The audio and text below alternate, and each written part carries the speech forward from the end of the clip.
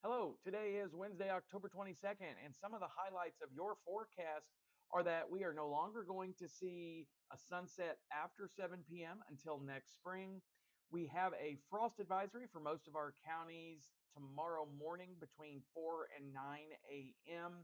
And then we're going to see probably even a more widespread frost on Friday morning. And then finally, we're going to end up with kind of de-hyping everybody else over this potential cold outbreak around Halloween. Obviously, the hyped monsters have gotten all wound up, and that's all you're seeing online. And so I want to set the record straight there. So let's go straight into a deep dive.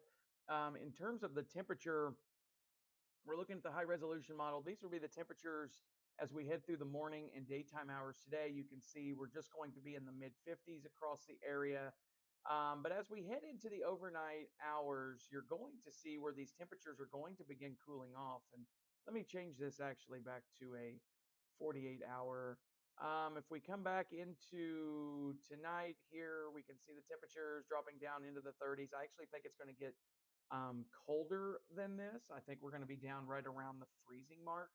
And so for that, we're going to see some patchy frost, mainly in some low-lying and some shaded areas. But I do think windshields you're probably going to have frost on. And then, we head into the day on Friday where we're going to see temperatures about the same in the mid to upper 50s, and then maybe even a degree or two cooler into the lower 30s, like 31 or so, as we approach Friday morning. The other top story for today, and we kind of experienced it yesterday as well, are the wind gusts. Now, if we take a look at this, you can see this afternoon, maybe not a lot going on this morning, but this afternoon, probably right around, actually around 10 a.m., 10 a.m. through about, let's see, 6 or 7 p.m. tonight, you're going to see wind gusts in the 15 to 20 and maybe even some isolated wind gusts in the 25 mile per hour range. Again, this is on the backside of that low pressure system, and it's kind of like working everything around and bringing really in that cold air. Okay, so you can see that cold air there is what's coming around. And so the wind this morning starting out from the west, but eventually it will cycle and be from the north and west. Keep in mind though, this is 10-meter wind gust. That's around 30 feet off the ground. We have less friction up there, so you see less friction in terms of trees, buildings, etc. So you typically see these wind gusts do not verify out. They're lower than these, but kind of get you in the ballpark of what to expect. Let's take a look at the wind chill for tomorrow morning or overnight tonight and see what we get down into. You can see the wind chill even into the morning hours tomorrow. Temperature is going to be down around 32, but the wind chill's down around 30, 31. So again, be sure to grab your jackets and coats. And unless you love this weather, I won't be wearing that because I love this weather.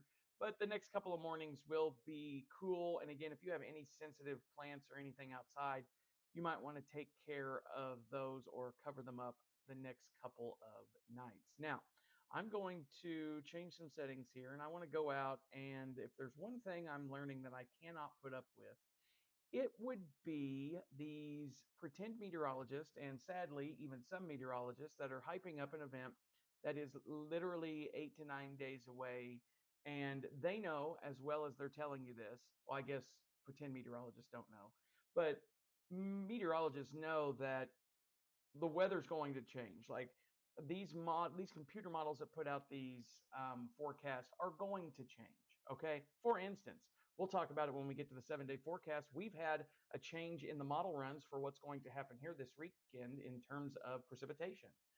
The high pressure that's in the area is going to be a little stronger and it's going to last a little longer, so it's going to erode away some of those rain chances. But I want to dispel that right now and kind of talk about what we're going to see. So if I go and when we're looking up in the upper atmosphere for this, okay, and I have to change my model. Let me show you the one that everybody's getting all wrapped up about here. Let's see. This is going out to the 28 continental. Here we go. The zero Z GFS model. The GFS model also gets super excitable. So as you can see, this would be the 500 millibar height. Again, that's up in the atmosphere. and it shows a trough. Okay, and a trough's just where you typically are going to see cold outbreaks, low pressure systems, etc. So you can see we've got a trough that comes all the way down into northern Georgia, and this is right around the 29th of October into the 30th of October. With that, this time of year in the winter, it's expected that there would be cold air behind it. I'm not discounting that we may see some cooler air around Halloween. I'm discounting some of the forecasts I've seen that are calling for snow flurries or snow showers or mixed precipitation just because it's getting cooler. That is irresponsible to forecast that. So I just want to set the record straight with you now. This the why you look at these long range models is you want to see what might be happening in the future. And then is what happens is you look, that's what the GFS looks like. Okay. If I switch and I go to the European model, and let's look at the European model.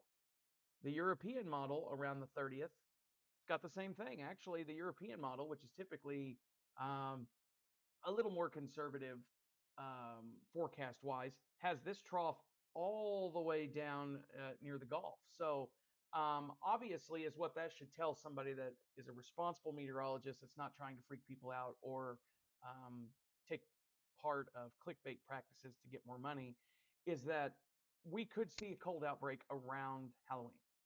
Okay, that's all we really know for sure at this point. And even then, that's shaky. So again, don't get too worked up on when you see this. Okay.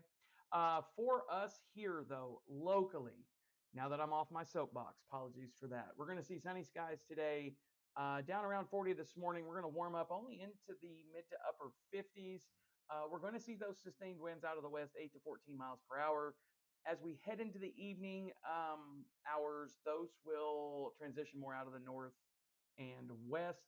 And then we're going to see wind gusts of around 20, even up to possibly 28 miles per hour at times, especially just after noon today. As we head into the 7 day forecast, you can see we had a rain chance later in the day, Friday into Saturday and Sunday. Although you still see that for Saturday, we're going to take that down to just the evening. So the majority of Saturday looks to be dry. 20% chance is not all that good of a chance.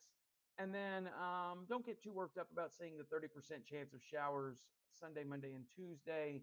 As I said, that high pressure system off to our east, it looks to become kind of stubborn. It's going to stick around and it's just going to erode away that precipitation. And we saw that a couple weeks ago, right?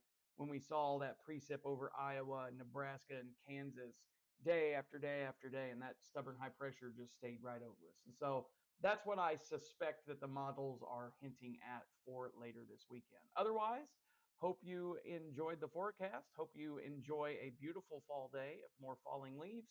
And we will see you back here tomorrow morning.